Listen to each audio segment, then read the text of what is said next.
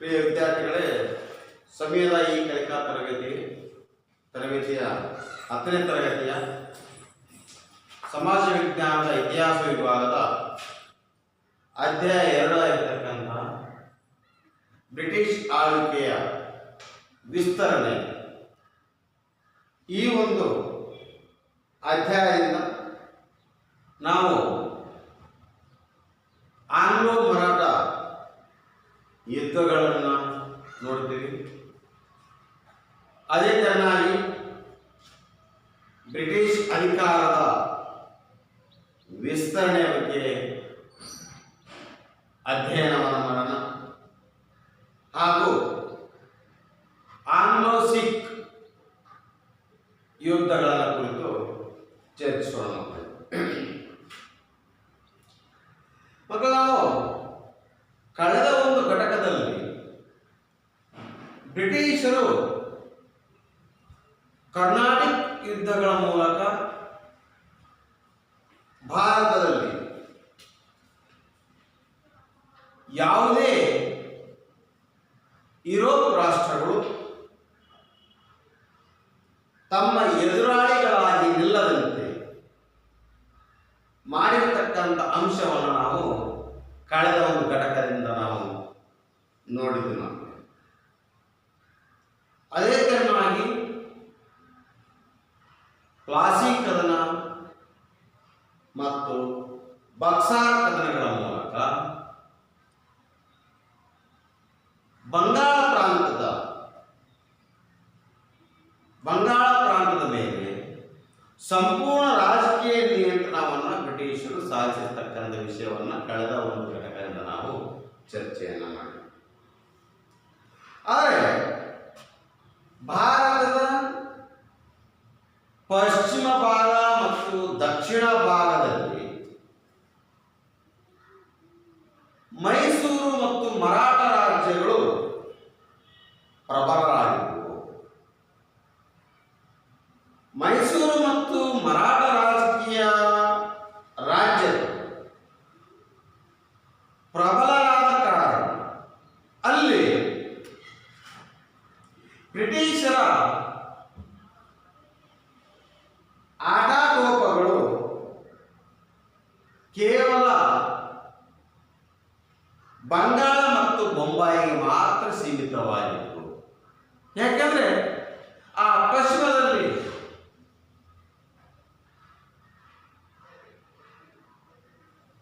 ಮೈಸೂರು ಮತ್ತು ಪೂರ್ವದಲ್ಲಿ ಮರಾಠ ರಾಜ್ಯಗಳು ಹೆಚ್ಚು ಬಲಿಷ್ಠವಾಗಿತ್ತು.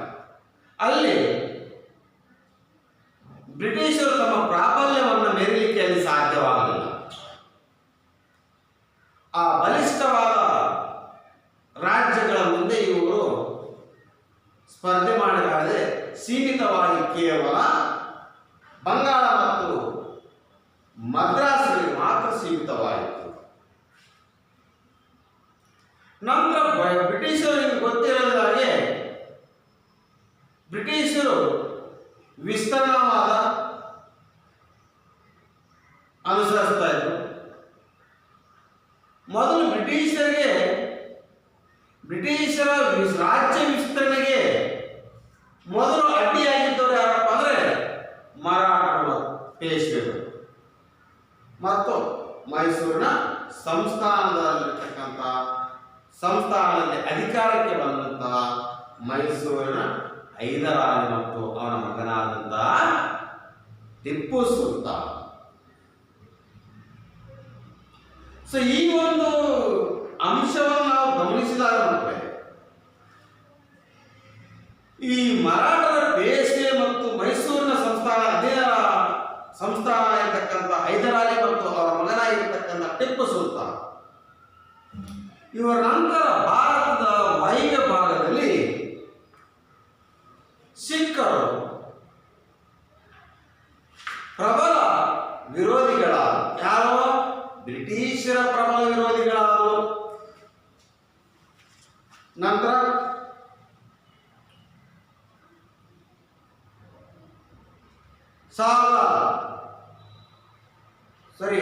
19ನೇ ಶತಮಾನದ ಆರಂಭದ ದಶಕಗಳಲ್ಲಿ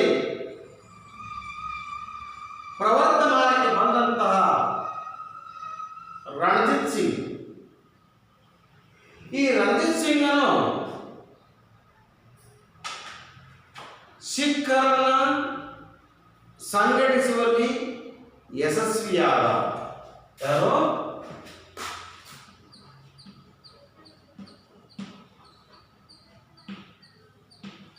ರಣಜಿತ್ ಸಿಂಗ್.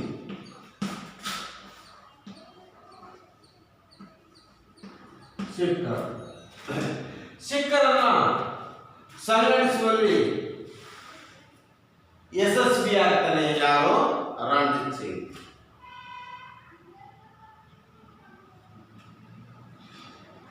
ಬ್ರಿಟಿಷರು ತಮ್ಮ ಸಾಮ್ರಾಜ್ಯವನ್ನು ವಿಸ್ತರಣೆ ಮಾಡುವ ದೃಷ್ಟಿಯಿಂದ 18ನೇ ಶತಮಾನದಿಂದ 19ನೇ ಶತಮಾನದ ಮಧ್ಯದವರೆಗೂ ಸಹಿತ ನಿರಂತರವಾಗಿ ಹಲವಾರು ಯುದ್ಧಗಳು ಸಂಭವಿಸುತ್ತವೆ. ಅದೇ ತರನಾಗಿ ಬ್ರಿಟಿಷರು ಕೆಲವು ಸಂಸ್ಥಾನಗಳನ್ನು ಗಮನಿಸಿ ಆ ಸಂಸ್ಥಾನಗಳ ಮೇಲೆ ಸಹಾಯಕ ಸೈನ್ಯ ಪದ್ಧತಿ ಮತ್ತು ದತ್ತು ಮಕ್ಕಳಿಗೆ ಉತ್ತರಾಧಿಕಾರದ ಹಕ್ಕಿಲ್ಲ. ಈ ಎರಡು ಅಸ್ತ್ರವನ್ನು ಬ್ರಿಟಿಷರು ಪ್ರಯೋಗವನ್ನು ಮಾಡುವುದರ ಮೂಲಕ ಭಾರತದ ಹಲವಾರು ರಾಜ್ಯಗಳನ್ನು ಬ್ರಿಟಿಷರು ಕಬಳಿಸ್ತಾ ಹೋಗ್ತಾರೆ. ಈ ಒಂದು ಅವಧಿಯಲ್ಲಿ ಬ್ರಿಟಿಷರು ಭಾರತದ ದಕ್ಷಿಣ ಪಶ್ಚಿಮ ವಾಯುವ್ಯ ಭಾಗಗಳಲ್ಲಿ ನಡೆಸಿದಂಥ ಯುದ್ಧಗಳಲ್ಲಿ 3 ಆಂಗ್ಲೋ ಮರಾಠ ಯುದ್ಧಗಳು, 4 ಆಂಗ್ಲೋ ಮೈಸೂರು ಯುದ್ಧಗಳು, 2 ಆಂಗ್ಲೋ ಸಿಖ್ ಯುದ್ಧಗಳು ಸಂಭವಿಸ್ತಾ ಹೋಗ್ತದೆ.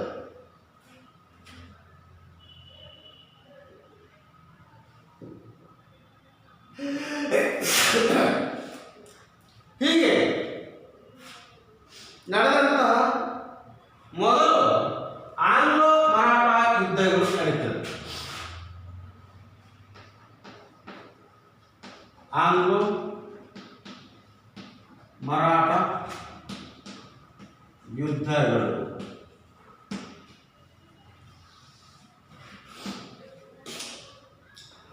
ಮಕ್ಕಳ ಇಲ್ಲಿ ಆಂಗ್ಲೋ ಮರಾಠದಲ್ಲಿ ಬ್ರಿಟಿಷರಿಗೆ ಸಾಮ್ರಾಜ್ಯ ವಿಸ್ತರಣೆಗೆ ಅಡ್ಡಿಯಾಗಿರತಕ್ಕಂಥ ಮೊದಲು ಮರಾಠ. ಆ ಮರಾಠ ಮೇಲೆ ಯುದ್ಧಗಳನ್ನು ಕೈಗೊಳ್ಳುತ್ತಾರೆ ಯಾರು? ಬ್ರಿಟಿಷರು ಅಥವಾ ಆಂಗ್ಲೋಗರು. ಈ ಮರಾಠ ಮೇಲೆ ಬ್ರಿಟಿಷರು 3 ಯುದ್ಧಗಳನ್ನು ಕೈಗೊಳ್ಳುತ್ತಾರೆ. ಅದರ ಮೊದಲ ಆಂಗ್ಲೋ ಮೈಸೂರು ಯುದ್ಧ.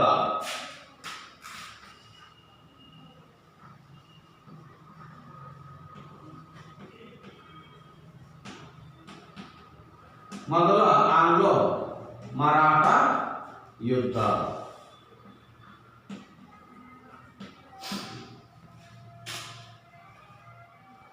ಮೊದಲ ಆಂಗ್ಲೋ ಮರಾಠ ಯುದ್ಧ 1775ರಿಂದ 1782ರ ಅವಧಿಯಲ್ಲಿ ನಡೀತದೆ. ಕಳೆದ ಒಂದು ಅಧ್ಯಾಯದಲ್ಲಿ ನಾವು ಬಕ್ಸಾರ್ ಕದನವನ್ನು ನೋಡಿದ್ವಿ. ಆ ಬಕ್ಸಾರ್ ಕದನದಲ್ಲಿ ಬ್ರಿಟಿಷರ ಬಕ್ಸಾರ್ ಕದನದಲ್ಲಿ ಸೋತು ಬ್ರಿಟಿಷರ ಅಧೀನದಲ್ಲಿದ್ದಂತಹ ಮೊಘಲ್ ಚಕ್ರವರ್ತಿ 2ನೇ ಶಾ ಆಲಂ ಬಕ್ಸರ್ ಕದನದಲ್ಲಿ ಸೋತು ಬ್ರಿಟಿಷರ ಅಧೀನದಲ್ಲಿ ಇದ್ದಂತಹ ಮೊಘಲ್ ಚಕ್ರವರ್ತಿಯಾದಂತಹ 2ನೇ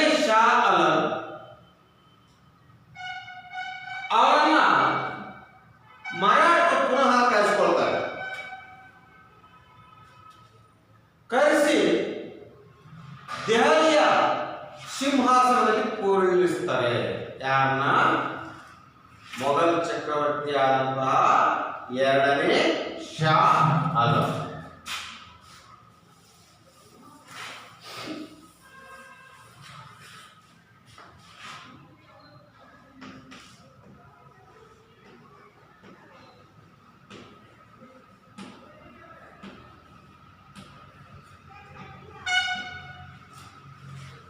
ಮೊಘಲ್ ಚಕ್ರವರ್ತಿ ಇವನು ಬಕ್ಸರ್ ಕದನದಲ್ಲಿ ಸೋಲ್ತಾನೆ. ಸೋತು ಬ್ರಿಟಿಷರ ಅಧೀನದಲ್ಲಿರ್ತಾರೆ. ಈ ಬ್ರಿಟಿಷರ ಅಧೀನದಲ್ಲಿರ್ತಕ್ಕಂಥ ಎರಡನೇ ಶಾ ಆಲಂನ ಮರಾಠ ಏನ್ ಮಾಡ್ತಾರೆ, ಕರೆಸ್ಬಿಟ್ಟು ಏನ್ ಮಾಡ್ತಾರೆ, ದೆಹಲಿಯ ಸಿಂಹಾಸನ ದೆಹಲಿಯ ಸಿಂಹಾಸನದಲ್ಲಿ ಕೂರಿಸ್ತಾರೆ ಮಕ್ಕಳೇ.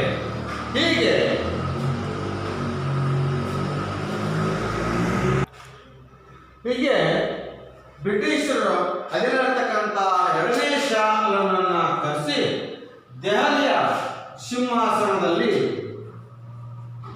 ಕೂರಿಸ್ತಾರೆ. ಯಾರು? ಮರಾಠ ಕೂರಿಸ್ತಾರೆ.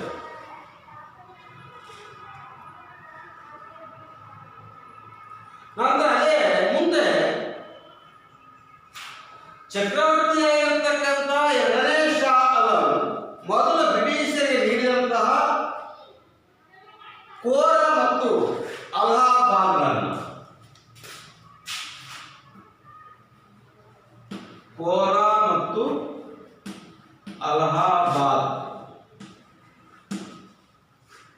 ಈ ಎರಡು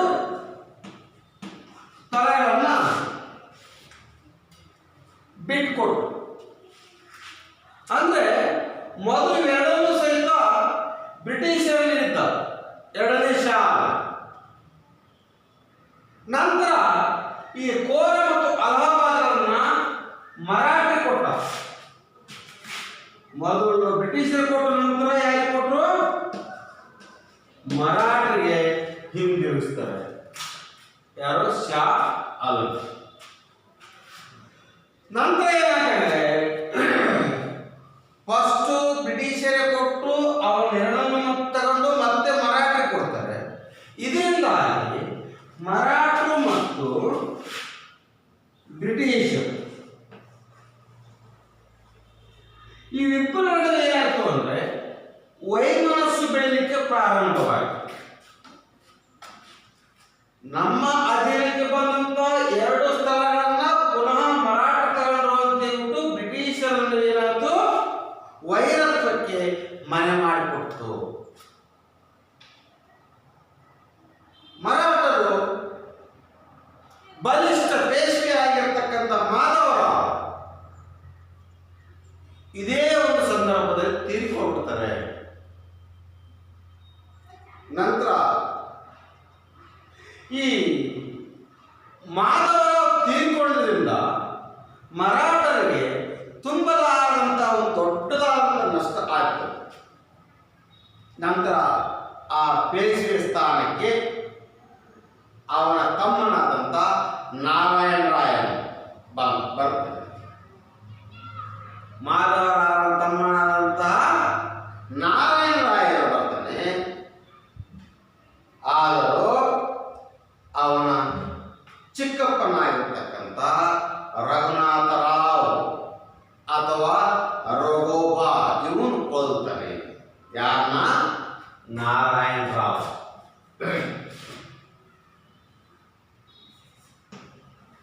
ನಾರಾಯಣ ರಾವ್.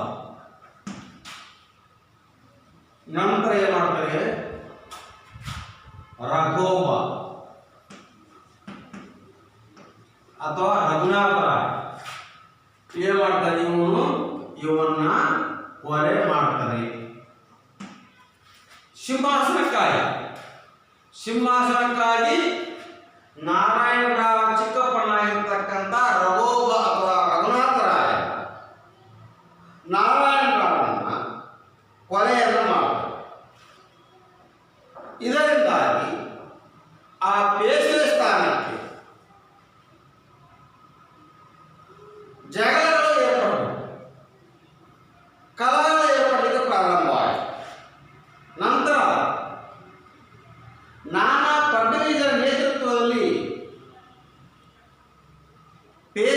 ಸ್ಥಾನದ ಆಕಾಂಕ್ಷಿಯಾಗಿರತಕ್ಕಂಥ ರಘೋಬನ ಬದಲು ನಾರಾಯಣರಾವನ ಮಗನಾದಂಥ ಎರಡನೇ ಮಾಧವರಾವನಿಗೆ ಮರಾಠ ಏನು ಮಾಡಿದ್ರು? ಒಕ್ಕೂಟ ಪಟ್ಟವನ್ನು ಕಟ್ತದೆ. ಯಾರ ನೇತೃತ್ವ? ನಾನಾ ಫಡ್ನವೀಸ್. ನಾನಾ ಫಡ್ನವೀಸರ ನೇತೃತ್ವದ ಮರಾಠ ಒಕ್ಕೂಟ ನಾರಾಯಣರಾವನ ಎರಡನೇ ಮಗನಾದಂತಹ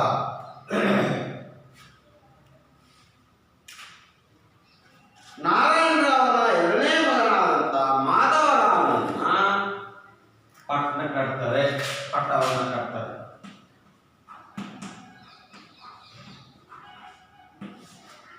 ಇವನಿಗೆ ಪಟ್ಟವನ್ನು ಕಟ್ಟಿ. ಸೊ ಇದರಿಂದ ಮರಾಠ ಮನೆತನಗಳಿಂದ ನಿರೀಕ್ಷಿತವಾಗಿರತಕ್ಕಂಥ ಬೆಂಬಲ ಸಿಗದೇ ಇರತಕ್ಕಂಥ ರಘೋಬ ಏನ್ ಮಾಡಪ್ಪ ಅಂದ್ರೆ ನೇರವಾಗಿ ಬ್ರಿಟಿಷರ ಬೆಂಬಲವನ್ನು ಕೋರ್ತಾರೆ. ಬ್ರಿಟಿಷರ ಬೆಂಬಲವನ್ನು ಕೋರಿದ ತಕ್ಷಣ ಬ್ರಿಟಿಷರು ಇದೇ ಸುಸಂದರ್ಭ ಅಂತೇಳಿ ತಿಳ್ಕೊಂಡು ಅದರ ಲಾಭವನ್ನ ಬಳಸಿಕೊಳ್ಳಲಿಕ್ಕೆ ಯೋಚನೆಯನ್ನ ಮಾಡ್ತಾರೆ. ಯಾರು? ಬ್ರಿಟಿಷ್. ನಂತರ ಬ್ರಿಟಿಷರು ಮತ್ತು ಮರಾಠ ಒಕ್ಕೂಟಗಳ ನಡುವೆ 1775ರಿಂದ 1782ರ ನಡುವೆ ನಡೆದಂಥ ದೀರ್ಘ ಯುದ್ಧದಲ್ಲಿ ಮರಾಠರು ಪ್ರಾರಂಭದಲ್ಲಿ ಯಶಸ್ಸನ್ನು ಕಂಡರೂ ಸಹಿತ ಅಂತಿಮವಾಗಿ ಅಹಮದಾಬಾದನ್ನ ಮರಾಠರು ಕಳ್ಕೊಳ್ತಾರೆ. ಮರಾಠ ಒಕ್ಕೂಟ ಯುದ್ಧವು ಮುಂದುವರಿಸಲಾಗದೆ ಬ್ರಿಟಿಷರೊಂದಿಗೆ ಸಾಲ್ಬಾಯ್ ಒಪ್ಪಂದವನ್ನು ಮಾಡಿಕೊಂಡರು. ಯಾವ ಒಪ್ಪಂದ? ಸಾಲ್ಬಾಯ್ ಒಪ್ಪಂದ.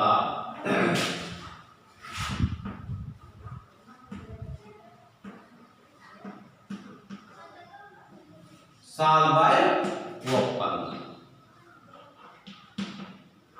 ಮತ್ತೆ ನೆನಪಿಟ್ಕೊಳ್ಳಿ. ಎಕ್ಸಾಮ್ಸ್ ಬಹಳ ಇಂಪಾರ್ಟೆಂಟ್.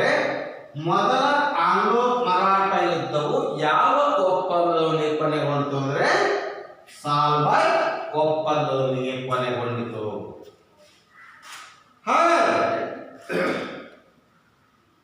ಸಾಲ್ಬಾಯ್ ಒಪ್ಪಂದ ನಂತರ ಮುಂದೆ ಎರಡನೇ ಮಾಧವರಾವನನ್ನ ಪೇಶ್ವೆಯಾಗಿ ನೇಮಿಸಲಾಯಿತು.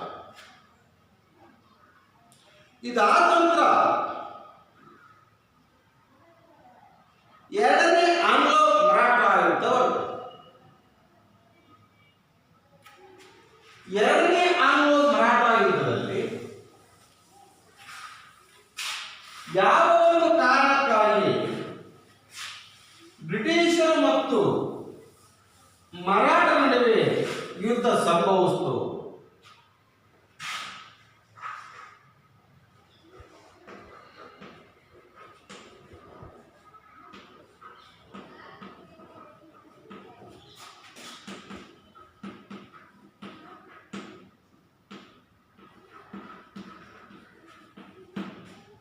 ಎರಡನೇ ಆಂಗ್ಲೋ ಮರಾಠ ಯುದ್ಧ. ಎರಡನೇ ಆಂಗ್ಲೋ ಮರಾಠ ಯುದ್ಧ ಇಲ್ಲಿ ಮರಾಠ ಮನೆತನಗಳ ನಾಯಕರ ನಡುವೆ ನಡೆದಂತಹ ಸಂಘರ್ಷ ಎರಡನೇ ಆಂಗ್ಲೋ ಮರಾಠ ಯುದ್ಧಕ್ಕೆ ಕಾರಣ. ಈ ಮರಾಠ ಮನೆತನ ನಡುವೆ ನಾಯಕರ ನಡುವೆ ಯಾಕೆ ಸಂಘರ್ಷ ಏರ್ಪಡ್ತು? ಹೋಳ್ಕರ್ ಮನೆತನ ಇರತಕ್ಕಂಥ ಯಶವಂತರಾವ್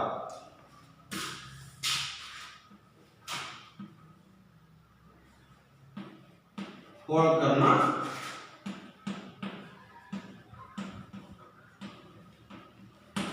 ಹೋಳ್ಕರ್ ಮನೆತನದ ಯಶವಂತರಾವ್ ಒಂದು ಕಡೆ ಆದರೆ ಸಿಂಧಿಯಾ ಮನೆತನದ ದೌಲತ್ ರಾವ್ ಒಂದು ಕಡೆ,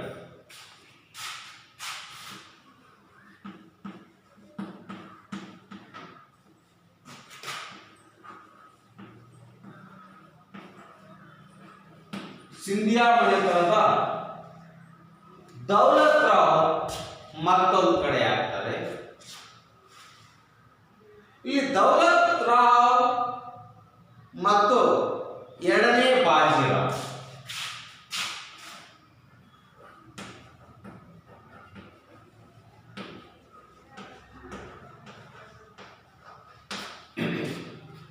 ನೋಡಿ. ಹಾಗಾಗಿ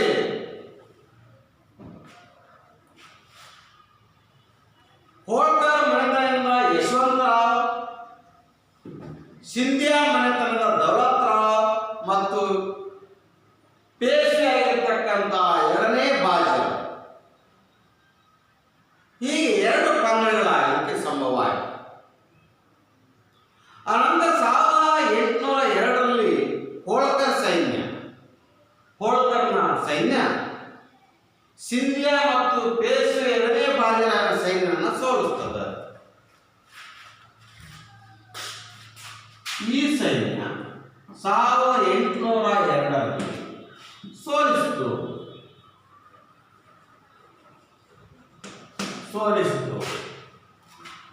ಹೋಳ್ಕರ್ನ ಯಶವಂತರಾವ್ನ ಸೈನ್ಯ ಸಿಂಧಿಯಾದ ದೌಲತ್ ರಾವ್ ಮತ್ತು ಪೇಶ್ವೆ ಎರಡನೇ ಬಾಜಿರಾವ್ನ ಸೈನ್ಯವನ್ನು 1802ರಲ್ಲಿ ಸೋಲಿಸುತ್ತದೆ. ಅವಾಗ ಪೇಶ್ವೆ ಎರಡನೇ ಬಾಜಿರಾವ್ ಬ್ರಿಟಿಷರ ಒಂದು ಸಹಾಯವನ್ನು ಬೇಡುತ್ತಾನೆ, ಯಾಚಿಸ್ತಾನೆ. ಅವಾಗ ಲಾರ್ಡ್ ವೆಲ್ಲೆಸ್ಲಿ ಮರಾಠರ ಆಂತರಿಕ ವಿಚಾರದಲ್ಲಿ ಪ್ರವೇಶಿಸಲು ಒಪ್ಪಿಗೆಯನ್ನು ನೀಡುತ್ತಾನೆ. ಆಂತರಿಕ ವಿಷಯ, ಮರಾಠರ ಆಂತರಿಕ ವಿಷಯವನ್ನು ಪ್ರವೇಶ ಮಾಡಲಿಕ್ಕೆ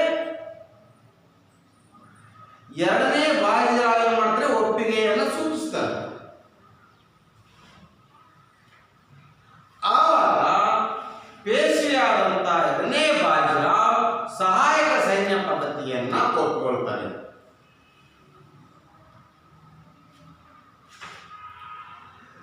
ಆವಾಗ ಈ ಸಹಾಯಕ ಸೈನ್ಯ ಪದ್ಧತಿಯನ್ನು ಒಪ್ಪಿಕೊಂಡಿದ್ದನ್ನು ವಿರೋಧಿಸಿ ಹೋಳ್ಕರ್, ಭೋಂಸ್ಲೆ ಮತ್ತು ಸಿಂಧಿಯಾ, ಹೋಳ್ಕರ್, ಭೋಂಸ್ಲೆ ಮತ್ತು ಸಿಂಧಿಯಾ ಮೊದಲಾದ ಮರಾಠ ಮನೆತನಗಳು ಒಗ್ಗೂಡಿದರು.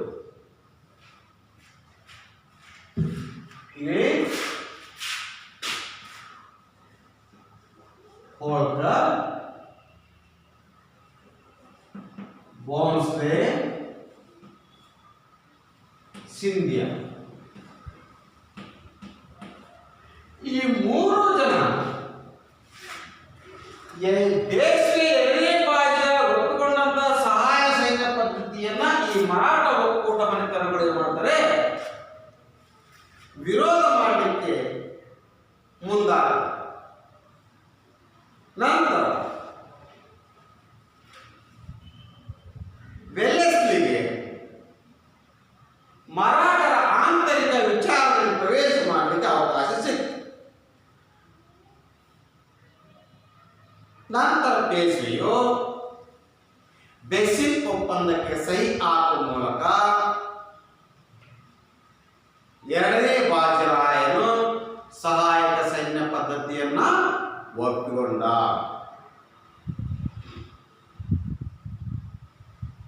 ನಂತರ ಈ ಸಹಾಯಕ ಸೈನ್ಯ ಪದ್ಧತಿಯನ್ನು ಒಪ್ಪಿಕೊಂಡಂತ ಪೇಶ್ವೆಯನ್ನು ವಿರೋಧಿಸಿ ಈ ಹೋಳ್ಕರ್, ಭೋಂಸ್ಲೆ ಮತ್ತು ಸಿಂಧಿಯಾ ಮೊದಲಾದ ಮರಾಠ ಮನೆತನಗಳು ಒಗ್ಗೂಡಿದ್ದು, ಎಲ್ಲದೂ ಒಂದಾದವು.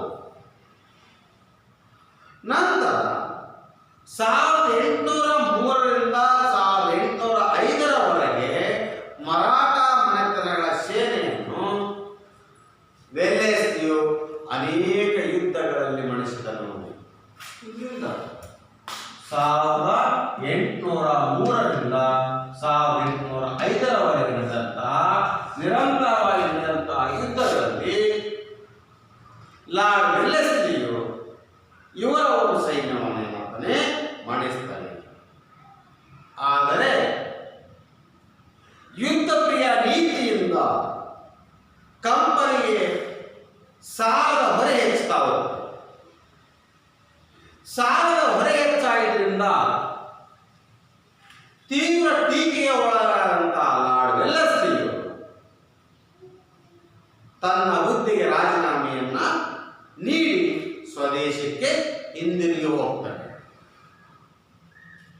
ಹಾಗಾಗಿ ಆ ಒಂದು ಪ್ರದೇಶಗಳಲ್ಲಿ ತಾತ್ಕಾಲಿಕವಾಗಿ ಶಾಂತಿ ನೆಲೆಸ್ತದೆ. ಸೊ ಇಲ್ಲಿ ಒಂದು ಅಂಶ, ಎರಡನೇ ಆಂಗ್ಲೋ ಮರಾಠ ಯುದ್ಧದಲ್ಲಿ ಎರಡನೇ ಪೇಶ್ವೆಯಾಗಿರ್ತಕ್ಕಂಥ ಎರಡನೇ ಬಾಜಿರಾವ್ ಬ್ರಿಟಿಷರೊಂದಿಗೆ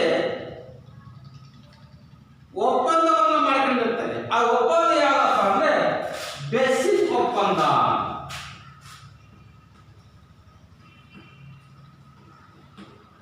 ಬೇಸಿಕ್ ಒಪ್ಪಂದ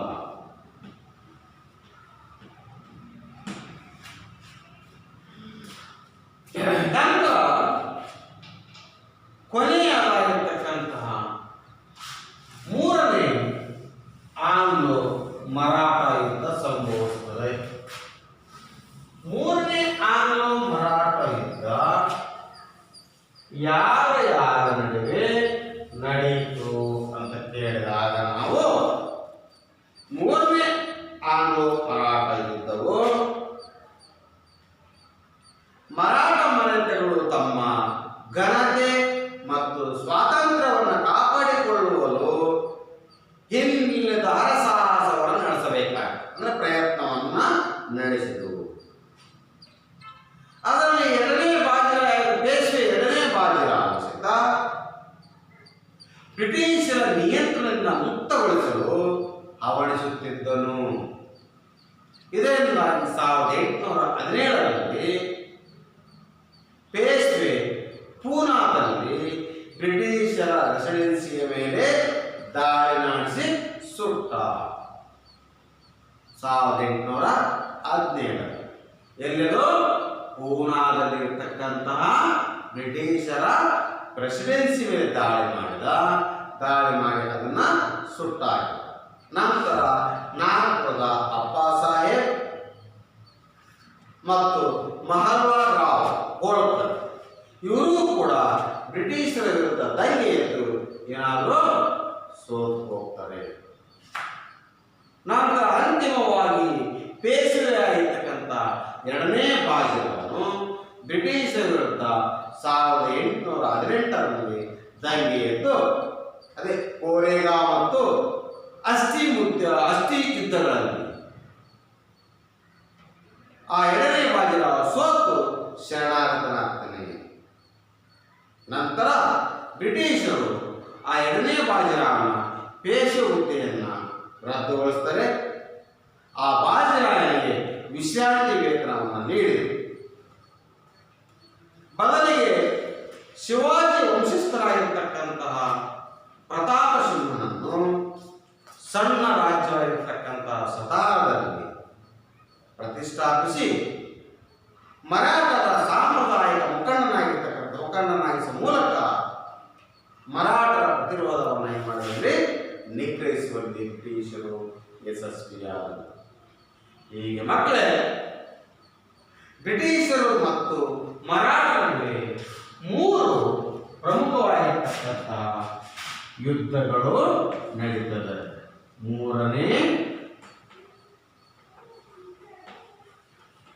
ಆಂಗ್ಲೋ ಮರಾಠ ಯುದ್ಧ. ಹೀಗೆ 3 ರೀತಿಯಾಗಿರ್ತಕ್ಕಂಥ ಆಂಗ್ಲೋ ಮರಾಠ ಯುದ್ಧಗಳು ಸಂಭವಿಸ್ತವೆ ಮಕ್ಕಳೇ.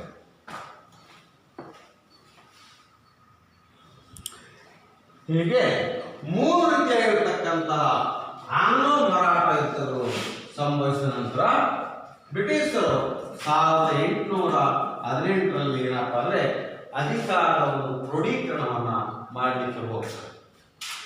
ಬ್ರಿಟಿಷ್ ಅಧಿಕಾರದ ಕ್ರೋಢೀಕರಣ 1818ರಿಂದ 1857ರ ಅವಧಿಯಲ್ಲಿ ಅಧಿಕಾರ ಕ್ರೋಢೀಕರಣ ನಡೀತದೆ.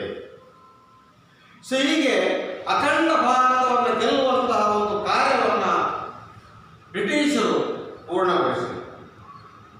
ಆ ಒಂದು ಅವಧಿಯಲ್ಲಿ ಬ್ರಿಟಿಷರು ಪಂಜಾಬ್, ಸಿಂಧ್, ಔಧ್ ಮೊದಲಾದ ಪ್ರಮುಖ ರಾಜ್ಯಗಳನ್ನೆಲ್ಲ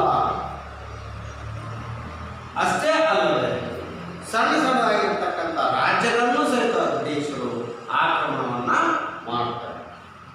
ಇದಾದ ನಂತರ ನಮಗೆ ಸಿಗ್ತಕ್ಕಂಥದ್ದು ಆಂಗ್ಲೋ ಸಿಖ್ ಯುದ್ಧಗಳು ಅಂತ.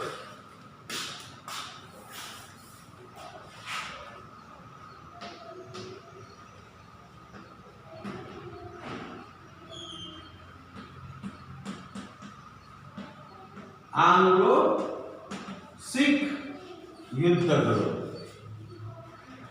ಇಲ್ಲಿ ಸಿಖ್ಖರು ಮತ್ತು ಆಂಗ್ಲರ ನಡುವೆ ಹಲವಾರು ಕಾರಣಗಳಿಗಾಗಿ ಯುದ್ಧಗಳು ಸಂಭವಿಸುತ್ತದೆ. ಇಲ್ಲಿ 1839ರಲ್ಲಿ ಸಿಖ್ಖರ ಬಲಿಷ್ಠ ರಾಜನಾಗಿರ್ತಕ್ಕಂಥ ರಣಜಿತ್ ಸಿಂಗ್ ಮರಣವನ್ನು ಮಾಡ್ತಾರೆ. 1839ರಲ್ಲಿ ರಣಜಿತ್ ಸಿಂಗ್ ಮರಣ. ರಣಜಿತ್ ಸಿಂಗ್ ಮರಣ 1839ರಲ್ಲಿ ಮರಣ ಅಂತ. ಈ ಒಂದು ಅವಧಿಯಲ್ಲಿ ಪಂಜಾಬಿನಲ್ಲಿ ರಾಜಕೀಯ ಅರಾಜಕತೆ ಅಂತಕ್ಕಂಥದ್ದು ನಡೀತಾ ಹೋಗ್ತದೆ.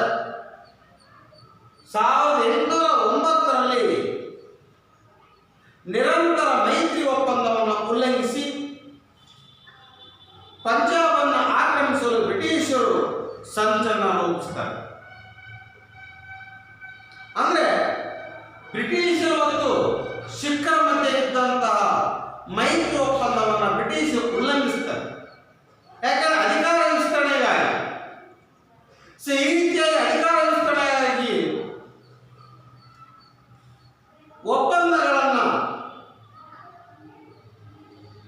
ಉಲ್ಲಂಘಿಸಿ ಪಂಜಾಬನ್ನು ಆಕ್ರಮಿಸಲು ಸಂಚನ್ನು ರೂಪಿಸುತ್ತಾರೆ. 1845ರ ಡಿಸೆಂಬರ್ನಲ್ಲಿ ಬ್ರಿಟಿಷರು ಮತ್ತು ಪಂಜಾಬ್ನ ಸೈನ್ಯಕ್ಕೂ ಸಹಿತ ಯುದ್ಧ ಸಂಭವಿಸುತ್ತದೆ. ನಂತರ ಭಾರತೀಯರು ವಿದೇಶಿಯರಿಂದ ಇರಬಹುದಾದಂತಹ ಅಪಾಯವನ್ನು ಅರಿತಂತಹ ಹಿಂದೂ, ಮುಸಲ್ಮಾನ್ ಹಾಗೂ ಸಿಖ್ಖರೆಲ್ಲರೂ ಸಹಿತ ಒಂದಾಗಿ ಶೌರ್ಯವನ್ನ ಮೆರೀತಾರೆ. ಆದರೆ ನಮ್ಮೊಳಗೆ ಇರುವಂತಹ ಕೆಲವು ದೇಶದ್ರೋಹಿ ನಾಯಕರಿಂದ ಸೋಲನ್ನ ಒಪ್ಪಬೇಕಾಗಿರತಕ್ಕಂತಹ ಸಂದರ್ಭ ಒದಗಿ ಬರ್ತದೆ. ಹಾಗಾಗಿ ಅವಮಾನಕರವಾಗಿರತಕ್ಕಂಥ ಲಾಹೋರ್ ಒಪ್ಪಂದಕ್ಕೆ 1846ರಲ್ಲಿ ಸಹಿ ಹಾಕಬೇಕಾಯಿತು. ಆ ಹಾಕುವವರೊಂದಿಗೆ ಮೊದಲ ಆಂಗ್ಲೋ ಸಿಖ್ ಯುದ್ಧಗಳು ಸಂಭವಿಸುತ್ತವೆ. ಆಂಗ್ಲೋ ಸಿಖ್ ಯುದ್ಧಗಳು ನಡೀತಾ ಹೋಗ್ತದೆ. ಅಂದಿನಿಂದ ಬ್ರಿಟಿಷ್ ರೆಸಿಡೆಂಟ್ ಅನ್ನು ಪಂಜಾಬಿನ ನಿಜವಾದಂತ ಆಡಳಿತಗಾರ ಆಗ್ತಾರೆ. ಅಂದ್ರೆ ಬ್ರಿಟಿಷರ ರೆಸಿಡೆಂಟ್ ಅನ್ನ ಪಂಜಾಬ್ ನಿಜವಾದಂತಹ ಆಡಳಿತಗಾರನಾಗಿ ಮಾಡ್ತಾರೆ. ಹೀಗೆ ಪಂಜಾಬ್ ಅಂತಕ್ಕಂಥದ್ದು ಬ್ರಿಟಿಷರ ಆಶ್ರಿತವಾದ ರಾಜ್ಯವಾಗಿದೆ. 1848ರಲ್ಲಿ ಪಂಜಾಬಿನ ಮೇಲೆ ನೇರ ಬ್ರಿಟಿಷ್ ಆಳ್ವಿಕೆಯನ್ನು ಹೇರಲು ಹೊರಟಾಗ ಪಂಜಾಬಿಗಳು ಅದನ್ನ ಪ್ರತಿಭಟನೆಯನ್ನು ಮಾಡ್ತಾರೆ. ಆ ಒಂದು ಪ್ರತಿಭಟನೆಯ ನೇತೃತ್ವವನ್ನು ವಹಿಸಿರ್ತಕ್ಕಂಥ ಯಾರಪ್ಪ ಅಂದರೆ ಚಟ್ಟಾರ್ ಸಿಂಗ್ ಅಟ್ಟಾರಿವಾಲ. ಚಟ್ಟಾಲ್ ಸಿಂಗ್ ಅಟ್ಟಾರಿವಾಲ ಮತ್ತು ಮೂನ್ರಾಜ್ ಅವರು ಕ್ರಮವಾಗಿ ಲಾಹೋರ್ ಮತ್ತು ಮುಲ್ತಾನ್ಗಳಲ್ಲಿ ಭಾಗವಹಿಸ್ತಾರೆ. ಆ ಸಂದರ್ಭದಲ್ಲಿ ಮತ್ತೆ ಪಂಜಾಬ್ಗೆ ಸೋಲಾಗ್ತದೆ. ಅಂತಿಮವಾಗಿ ಡಾಲ್ಹೌಸಿಯು ಪಂಜಾಬನ್ನ ಬ್ರಿಟಿಷ್ ಸಾಮ್ರಾಜ್ಯದಲ್ಲಿ ವಿಲೀನ ಮಾಡುವಲ್ಲಿ ಯಶಸ್ವಿಯಾಗ್ತಾನೆ. ಯಾರು? ಡಾಲ್ಹೌಸಿ. ಹಾಗಾದ್ರೆ ಮತ್ತೆ ರಣಜಿತ್ ಸಿಂಗ್ ಯಾರು? ರಣಜಿತ್ ಸಿಂಗ್ ಅವನು ಕೈಗೊಂಡಂತ ಮಹತ್ವ ಇರತಕ್ಕಂಥ ಕಾರ್ಯ ಯಾವುದು ಅಂತಕ್ಕಂಥ ನೋಡ್ಬೇಕಾದ್ರೆ ರಣಜಿತ್ ಸಿಂಗ್ 1780ರಲ್ಲಿ ಜನಿಸ್ತಾರೆ. ಸಿಖ್ಖರ 12ನೇ ಒಕ್ಕೂಟಗಳಲ್ಲಿ ಒಂದಾದಂಥ ಸುಕರ್ ಚಾಕಿಯ ಮಿಸ್ಲನ್ನ ನಾಯಕರಾಗಿರ್ತಕ್ಕಂಥ ಮಹಾಸಿಂಗನ ಮಗ ರಣಜಿತ್ ಸಿಂಗ್. ಇಲ್ಲಿ ರಣಜಿತ್ ಸಿಂಗ್ ಯಾರು ಅಂತ ಕೇಳಿದ, ಸುಕರ್ ಚಾಕ್ಯ ಮಿಸ್ಲನ ನಾಯಕನಾದಂತಹ ಮಹಾಸಿಂಗನ ಮಗನೇ ರಣಜಿತ್ ಸಿಂಗ್. ಈ ರಣಜಿತ್ ಸಿಂಗ್ 10ನೇ ವಯಸ್ಸಿನಲ್ಲಿ ತನ್ನ ತಂದೆಯನ್ನ ಕಳ್ಕೊಳ್ತಾನೆ. ಅವನು ಒಂದು ಸಣ್ಣ ಇರತಕ್ಕಂಥ ಪ್ರದೇಶದ ಒಕ್ಕೂಟದ ನಾಯಕನಾಗಿದ್ದ. ಕಾಬೂಲ್ನ ಜಮಾನ್ ಶಾ ಭಾರತ ಮೇಲೆ ದಂಡಯಾತ್ರೆ ಕೈಗೊಂಡಾಗ ರಣಜಿತ್ ಸಿಂಗ್ ಅವನಿಗೆ ಸಲ್ಲಿಸಿದ ಸೇವೆಯನ್ನು ಮೆಚ್ಚಿ ಆ ರಣಜಿತ್ ಸಿಂಗನಿಗೆ ರಾಜ ಎಂಬಂತ ಪದವಿಯೊಂದಿಗೆ ಅವನೇನು ಮಾಡ್ತಾನೆ, ಲಾಹೋರ್ನಲ್ಲಿ ರಾಜ್ಯಪಾಲನಾಗಿ ನೇಮಕ ಆಗ್ತಾನೆ. ಆಗ ಅವನಿಗೆ 19 ವರ್ಷ. ಲಾಹೋರಲ್ಲಿ ರಾಜ್ಯಪಾಲನಾದಾಗ ರಣಜಿತ್ ಸಿಂಗ್ ಎಷ್ಟು ವರ್ಷ ಅಂದರೆ ಕೇವಲ 19 ವರ್ಷ. ಆ ರಾಜ ಅಂತಕ್ಕಂಥ ಪದವಿಯನ್ನು ಪಡೆದು ಲಾಹೋರ್ನ ರಾಜ್ಯಪಾಲ ಆಗ್ತಾರೆ. ನಂತರ ದಿನಗಳಲ್ಲಿ ರಣಜಿತ್ ಸಿಂಗನು ವಿಸ್ಮಯಕಾರಿಯಾದಂತಹ ರೀತಿಯಲ್ಲಿ ಪ್ರಬಲನಾಗಿ ಬೆಳೀತಾ ಹೋಗ್ತಾನೆ. ಸಿಖ್ ಸಮುದಾಯದಲ್ಲಿ ಸಂಪೂರ್ಣವಾಗಿರತಕ್ಕಂಥ ಪರಮಾಧಿಕಾರವನ್ನು ಪಡೆಯುವುದೇ ಅವನ ಪರಮವಾಗಿರತಕ್ಕಂಥ ಧ್ಯೇಯವಾಗಿರುತ್ತದೆ. ಯಾರು? ರಣಜಿತ್ ಸಿಂಗ್. ಸಟ್ಲೇಜ್ ನದಿಯ ಪಶ್ಚಿಮ ಭಾಗಗಳ ಎಲ್ಲ ಸಿಖ್ ಪ್ರಮುಖರನ್ನ ತನ್ನ ನಿಯಂತ್ರಣಕ್ಕೆ ಅವನು ಕರ್ಕೊಳ್ತಾನೆ. ನಂತರ ಪಂಜಾಬ್ನಲ್ಲಿ ತನ್ನದೇ ಆದಂತಹ ಸ್ವಂತವಾದ ರಾಜ್ಯವನ್ನು ಸ್ಥಾಪಿಸಿದ. 1809ರಲ್ಲಿ ಅಮೃತಸರದಲ್ಲಿ ಇಂಗ್ಲಿಷರೊಡನೆ ನಿರಂತರ ಮೈತ್ರಿ ಒಪ್ಪಂದಕ್ಕೆ ಸಹಿಯನ್ನು ಸಹಿತವನ್ನು ಹಾಕ್ತಾನೆ. ಯುರೋಪನ ಮಾದರಿಯಲ್ಲಿಯೇ ಸೈನ್ಯವನ್ನು ಸಂಘಟಿಸಿ ಆ ಸೈನ್ಯವನ್ನು ತರಬೇತಿಗೊಳಿಸ್ತಾನೆ. ಇವನ ಸೈನ್ಯ ಕೇವಲ ಸಿಖ್ಖರಿಗಷ್ಟೇ ಸೀಮಿತವಾಗಿರದೆ ಗೂರ್ಖಾಗಳು, ಬಿಹಾರಿಗಳು, ಪಠಾಣರು, ಮುಸಲ್ಮಾನರಿಂದ ಕೂಡಿತ್ತು. ನೋಡಿ, ಕೇವಲ ಸಿಖ್ಖರಿಂದ ಮಾತ್ರ ಸೀಮಿತಗೊಂಡಿರಲಿಲ್ಲ, ಅದು ಹಲವಾರು ಧರ್ಮಗಳನ್ನು ಕೂಡಿರ್ತಕ್ಕಂಥಾಗಿತ್ತು. ಪಿರಂಗಿಗಳನ್ನು ತಯಾರಿಸಲು ಎರಕ ಒಯ್ಯುವ ಕಾರ್ಖಾನೆಯನ್ನು ತೆರೆದ ರಣಜಿತ್ ಸಿಂಗ್. ಅಂದಿನ ಕಾಲದಲ್ಲಿದ್ದಂತಹ ಭಾರತೀಯ ರಾಜರ ಸೈನ್ಯಗಳಲ್ಲೇ ರಣಜಿತ್ ಸಿಂಗನ ಸೈನ್ಯ ಅತ್ಯುತ್ತಮವಾದಂತಹ ಸೈನ್ಯವನ್ನು ಹೊಂದಿದ್ದನು. ಈ ರಣಜಿತ್ ಸಿಂಗ್ ಒಬ್ಬ ಜಾತ್ಯತೀತ ಮನೋಭಾವದವನು, ಹೃದಯಮಯಿಯೂ ಆಗಿರತಕ್ಕಂಥ ರಣಜಿತ್ ಸಿಂಗನು ಸಿಖ್ಖರ ಗುರುಗಳನ್ನಲ್ಲದೆ ಹಿಂದೂ ಮತ್ತು ಮುಸಲ್ಮಾನ್ ಗುರುಗಳನ್ನು ಸಹಿತ ಈತ ಪೋಷಿಸುತ್ತಿದ್ದನು. ಎಲ್ಲ ಧರ್ಮೀಯರು ಅವನ ಉನ್ನತ ಸ್ಥಾನ ಅಲಂಕರಿಸಿದವರಾಗಿದ್ದರು. ಬ್ರಿಟಿಷರನ್ನು ಎದುರುಗೊಳ್ಳದೆ, ಬ್ರಿಟಿಷರನ್ನು ಎದುರು ಹಾಕಿಕೊಳ್ಳದೆ ಸಿಖ್ ಸಾಮ್ರಾಜ್ಯವನ್ನು ರಕ್ಷಿಸಿಕೊಳ್ಳುವಲ್ಲಿ ರಣಜಿತ್ ಸಿಂಗನು ಯಶಸ್ವಿಯಾದ. ಅದೇ ರೀತಿಯಾಗಿ ಬ್ರಿಟಿಷರು ವಾಯುವ್ಯ ಭಾಗದಿಂದ ನಡೆಯಬಹುದಾದಂಥ ಸಂಭಾವ್ಯ ದಾಳಿಗಳನ್ನು ತಡೆಯಲು ರಣಜಿತ್ ಸಿಂಗನು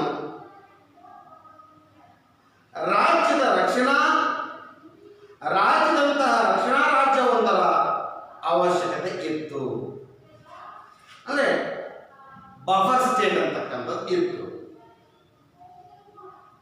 ಒಟ್ಟಾರೆ ಸ್ವತಂತ್ರ ರಾಜ್ಯವೊಂದನ್ನು ಕಟ್ಟಿ ಕೊನೆಯವರೆಗೂ ಸ್ವತಂತ್ರವಾಗಿಯೇ ಆಳಿ 1839ರಲ್ಲಿ ರಣಜಿತ್ ಸಿಂಗನಾಗ್ತಾನೆ ನಿಧನವನ್ನು ಹೊಂತಾನೆ.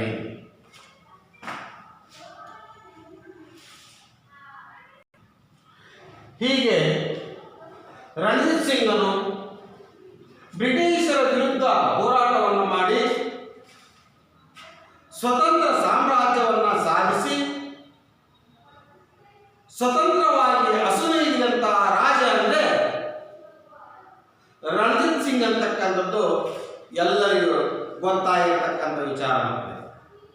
ಹೀಗೆ ಬ್ರಿಟಿಷ್ ಆಳ್ವಿಕೆಯ ವಿಸ್ತರಣೆಯಲ್ಲಿ ನಾವಿವತ್ತು ಇಂದು ಆಂಗ್ಲೋ ಮರಾಠ ಯುದ್ಧಗಳನ್ನು ನಡೀತಕ್ಕಂಥ ನೋಡಿದ್ವಿ. 3 ಆಂಗ್ಲೋ ಮರಾಠ ಯುದ್ಧಗಳು, ನಂತರ ಆಂಗ್ಲೋ ಮೈಸೂರು ಯುದ್ಧಗಳು ನಡೆದವು, ನಂತರ ಸಿಖ್ ಯುದ್ಧಗಳು ಸಹಿತ ಸಂಭವಿಸಿರ್ತಕ್ಕಂಥ ನೋಡ್ತಾ ಇದ್ವಿ. ಅಂದ್ರೆ ಇಲ್ಲಿ ಆಂಗ್ಲೋ ಮರಾಠ ಯುದ್ಧ, ನಂತರ ಆಂಗ್ಲೋ ಸಿಖ್ ಯುದ್ಧಗಳನ್ನು ನಾವು ಸಹಿತ ನೋಡ್ತೇವೆ. ಇದಾದ ನಂತರ ಇಲ್ಲಿ ನಾವು ಯಾಕೆ ಇಲ್ಲಿ ಆಂಗ್ಲೋ ಮೈಸೂರು ಯುದ್ಧವನ್ನು ಚರ್ಚಿಸಿಲ್ಲ ಅಂತಂದ್ರೆ, ಮುಂದಿನ ಅಧ್ಯಾಯದಲ್ಲಿ ಆಂಗ್ಲೋ ಮೈಸೂರು 4 ಆಂಗ್ಲೋ ಮೈಸೂರು ಯುದ್ಧಗಳನ್ನು ನಾವು ಇಲ್ಲಿ ಮುಂದಿನ ಒಂದು ಅಧ್ಯಾಯದಲ್ಲಿ ನಾವು ಚರ್ಚಿಸ್ತೀವಿ. ಹಾಗಾಗಿ ಈ ಒಂದು ಅಧ್ಯಾಯದಿಂದ ನಾವು ಇವತ್ತು ಆಂಗ್ಲೋ ಮರಾಠ ಯುದ್ಧ 3 ಯುದ್ಧಗಳು ನಡೆಯತಕ್ಕಂಥದನ್ನು ಹಾಗೂ ಆಂಗ್ಲೋ ಸಿಖ್ ಯುದ್ಧವನ್ನು ನಡೆಯತಕ್ಕಂಥ ಅಂಶವನ್ನು ಇವತ್ತಿನ ಅವಧಿಯಲ್ಲಿ ಚರ್ಚಿಸಿದ್ವಿ. ಅದೇ ರೀತಿಯಲ್ಲಿ ಆಂಗ್ಲೋ ಮರಾಠ ಯುದ್ಧಗಳು ಯಾವ ಯಾವ ಒಪ್ಪಂದದಲ್ಲಿ ಅಂತ್ಯವಾಗುತ್ತದೆ, ಆ ಒಂದು ಆಂಗ್ಲೋ ಮರಾಠ ಯುದ್ಧಗಳು ಸಂಭವಿಸಲಿಕ್ಕೆ ಪ್ರಮುಖವಾಗಿರತಕ್ಕಂಥ ಕಾರಣಗಳನ್ನು ಸಹಿತ ನೋಡಿದ್ವಿ. ತದನಂತರದಲ್ಲಿ ಆಂಗ್ಲೋ ಸಿಖ್ ಯುದ್ಧಗಳು ಸಹಿತ ಸಂಭವಿಸಿರ್ತಕ್ಕಂಥ ನಾವು ನೋಡಿದ್ವಿ. ಸೊ ಅದರಲ್ಲಿ ನಾವು ಪ್ರಮುಖವಾಗಿ ರಣಜಿತ್ ಸಿಂಗ್ನ ಒಂದು ಸಾಧನೆಗಳ ಬಗ್ಗೆ ಚರ್ಚೆಯನ್ನು ನಾವು ನೋಡಿದ್ದೇವೆ. ಹೀಗೆ ಆಂಗ್ಲೋ ಸಿಖ್ ಯುದ್ಧ ಸಹಿತ ಅದರಲ್ಲಿ ಕೊನೆಗೂ ಸಹಿತ ಜಯಶಾಲಿಯಾಗಿರ್ತಕ್ಕಂಥ ಬ್ರಿಟಿಷರು ಅಂತಕ್ಕಂಥ ಅಂಶ ನಮಗೆ ಗೊತ್ತಾಗ್ತದೆ. ಹೀಗೆ ಭಾರತದಲ್ಲಿ ಬ್ರಿಟಿಷರು ತಮ್ಮ ಒಂದು ಆಳ್ವಿಕೆಯನ್ನ ಸಾಮ್ರಾಜ್ಯವನ್ನು ಹೇಗೆ ವಿಸ್ತರಣೆಯನ್ನು ಮಾಡುತ್ತಾ ಮಾಡಿದ್ರು ಅಂತಕ್ಕಂಥ ಅಂಶ ಈ ಒಂದು ಅಧ್ಯಾಯದ ನಮಗೆ ತಿಳಿಯುತ್ತದೆ. ನೋಡುವ ನಾವು ಈ ಒಂದು ಅಂಶದಲ್ಲಿ ನಾವು ಸಾಮ್ರಾಜ್ಯ ವಿಸ್ತರಣೆಯಾಗಿ ಬ್ರಿಟಿಷರು ಯಾವ ತಂತ್ರಗಾರಿಕೆಯನ್ನು ಬಳಕೆ ಮಾಡಿದರು, ಯಾವ್ಯಾವ ವಿಷಯವನ್ನು ಇದರಲ್ಲಿ ಅವರು ಸೇರಿಸಿಕೊಂಡ್ರು ಅಂತಕ್ಕಂಥ ಅಂಶ ಈ ಒಂದು ಇದರಲ್ಲಿ ತಿಳಿದಾಗ್ತದೆ. ಮಕ್ಕಳೇ, ಗೃಹ ಪಾಠವನ್ನು ಮಕ್ಕಳು ಗೃಹ ಪಾಠದಲ್ಲಿ ಬ್ರಿಟಿಷರು ಸಾಮ್ರಾಜ್ಯ ವಿಸ್ತರಣೆ ಮಾಡುವಲ್ಲಿ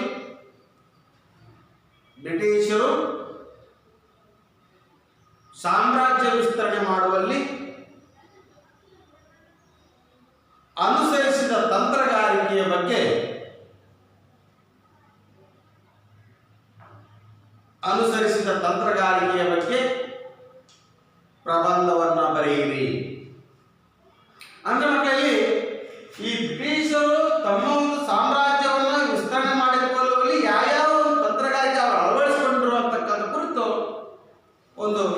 ಸಂಬಂಧವನ್ನು